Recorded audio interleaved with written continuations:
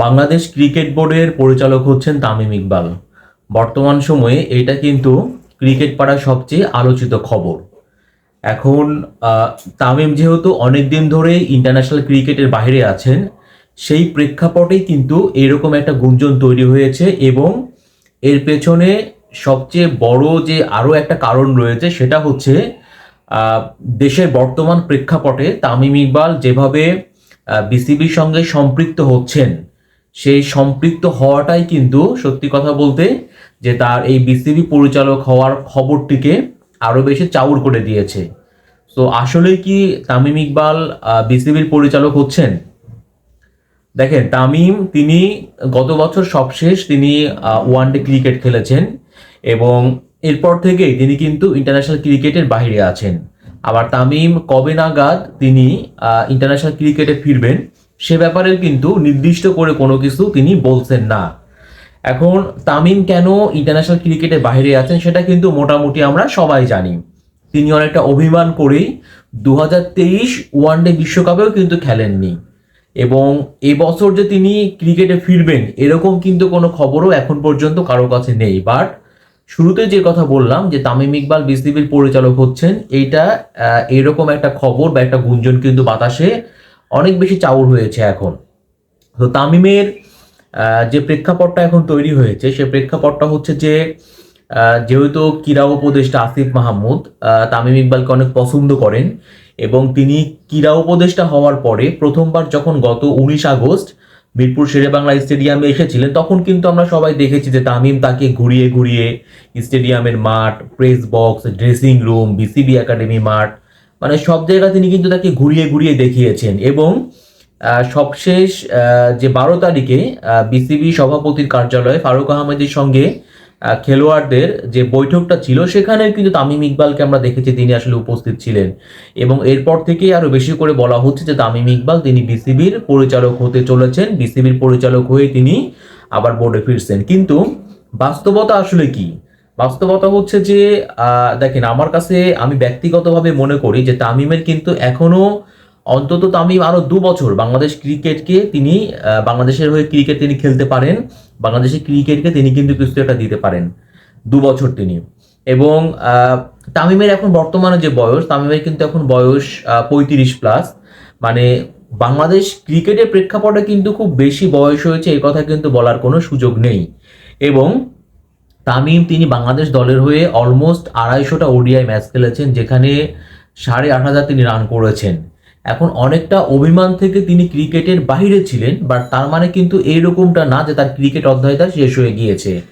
এবং আমি প্রথমেই বলেছি যে তামিম কেন ক্রিকেট থেকে দূরে আছেন সেটা মোটামুটি আমরা সবাই কিন্তু জানি। আমরা এটা নিয়ে আসলে নতুন করে আর কোনো কথা বলতে চাই না, কিন্তু আমার কাছে মনে হয় অন্তত আগামী বছর যেহেতু 2025 সালে চ্যাম্পিয়ন্স ট্রফি আছে, তো যদি তামিম বিসিবির পরিচালক হন তাহলে পারেও আমি বলবো যে দেখেন, বিসিবির কিন্তু আগামী যে নির্বাচনটা সেটা 2025 সালের অক্টোবরে, তার মানে এখনো কিন্তু 1 বছর সময় বাকি আছে।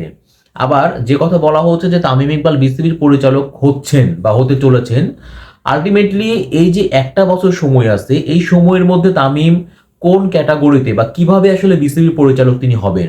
আমরা যে জিনিসটা জানি যে আওয়ামী লীগ সরকারের পতনের পরে বিসিবিতে যে পরিবর্তনটা এসেছে সেখানে কিন্তু আমরা দেখেছি জাতীয় ক্রীড়া পরিষদের যে কোটা আছে সেই কোটাতে যে 2টা কোটা আছে, অলরেডি কিন্তু ফারুক আহমেদ তিনি বিসিবি সভাপতি হয়েছেন কাউন্সিলর হয়ে এবং আরো একজন তিনি কিন্তু জালাল ইউনুস ছিলেন এই পদে।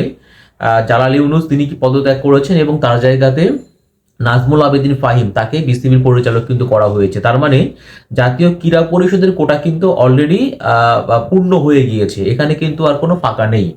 আবার অনেকে যে কথাটা বলছেন যে বিসিবি পরিচালকদের মধ্যে নাইমুর রহমান দুর্জয়, খালেদ মাহমুদ সুজন সবশেষ পদত্যাগ করেছেন, কিন্তু খালেদ মাহমুদ সুজন তিনি কিন্তু পরিচালনা পর্ষদ বা পরিচালকের পদ থেকে পদত্যাগ করেছেন, তিনি কিন্তু কাউন্সিলরশিপ ছাড়েননি। তো তামিম ইকবালকে বিসিবির পরিচালক হতে হলে তাকে কিন্তু প্রথমে কাউন্সিলর হতে হবে এবং তারপরে কিন্তু তাকে বোর্ডে আসতে হবে।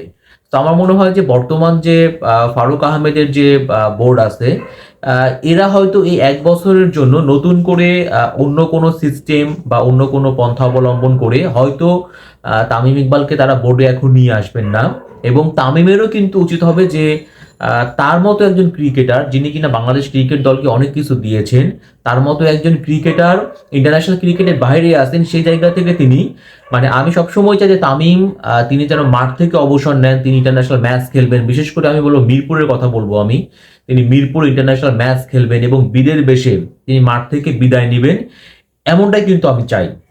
সো যেহেতু তামিমের এখন 35+ বয়স, তিনি কিন্তু চাইলে পারে অনায়াসে আরো 2টা বছর তিনি বাংলাদেশ দলকে সার্ভিস দিতে পারবেন। বিশেষ করে 25 সালে যে চ্যাম্পিয়ন্স ট্রফি আছে, সেই চ্যাম্পিয়ন্স ট্রফিতে আমি খুব করে চাইবো যে তামিম যেন চ্যাম্পিয়ন্স ট্রফিতে খেলে।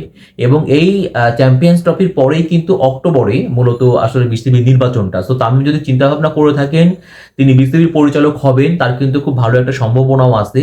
সেই সম্ভাবনাটা আসলে সত্যি বা বাস্তবায়ন করা হোক বিসিবির আগামী যে নির্বাচনটা আছে সেই নির্বাচনের মাধ্যমে তিনি বোর্ডে আসুক। বাট এখনই কিন্তু তার ক্রিকেট ক্যারিয়ারটাকে শেষ করা কোনোভাবেই ঠিক হবে না।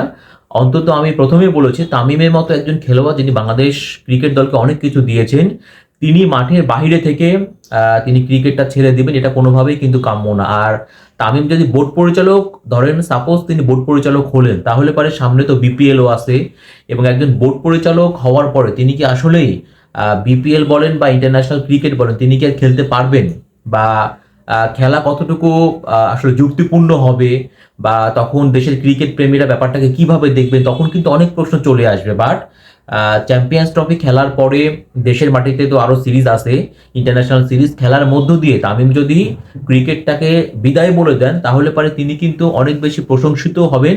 এবং এদেশের মানুষের, তামিমের ভক্তদের যারা ভক্ত আছেন তাদেরও কিন্তু তাদেরও তো অনেক প্রত্যাশা থাকে তামিমের কাছে, তাদেরও কিন্তু সেই প্রত্যাশাটা মিটবে, তারাও কিন্তু ভালোভাবে তামিমকে বিদায় দিতে পারবেন। তারপরে অক্টোবরে যে নির্বাচনটা হবে তখন তামিম চাইলে পারেন তিনি বোর্ডে আসতে পারবেন এবং বোর্ড পরিচালক হয়ে তিনি অবশ্যই বাংলাদেশের ক্রিকেটে আরো অবদান রাখতে পারবেন। বাট এখন কিন্তু কোনোভাবেই এই সময়টায় কোনোভাবেই তামিমের বোর্ড পরিচালক হওয়া ঠিক হবে না, তাকে প্রস্তাব দেওয়া হলে পারেও ঠিক হবে না, বরঞ্চ একজন ক্রিকেটার হিসেবেই তার খেলাটা চালিয়ে যাওয়া উচিত। এবং যখন সময় হবে আগামীতে নির্বাচনটা হবে তখন তিনি 25 চ্যাম্পিয়ন্স ট্রফি খেলার পরে তখন তিনি সিদ্ধান্ত নিয়ে বোর্ড পরিচালক হওয়ার জন্য যা করণীয় তা তিনি করতে পারবেন, সেটাই মনে হয় সবার জন্য ভালো হবে।